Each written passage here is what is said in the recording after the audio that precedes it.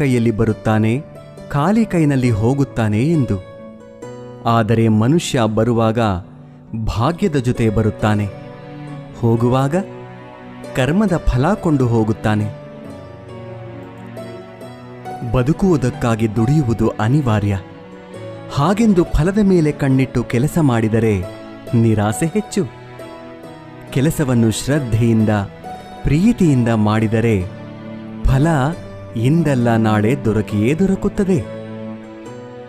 ಒಂದು ಬಾರಿ ಅರ್ಜುನ ಶ್ರೀಕೃಷ್ಣನನ್ನು ಕೇಳಿದ, ಈ ಗೋಡೆಯ ಮೇಲೆ ಒಂದು ಸಂದೇಶ ಬರಿ.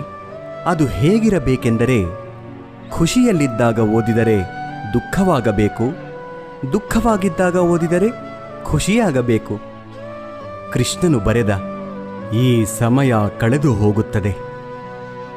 ಅಕ್ಕಿ ಅನ್ನಕ್ಕೆ ಕೇಳಿತು, ನೀನು ನಾನೇ ಆಗಿದ್ದೆ,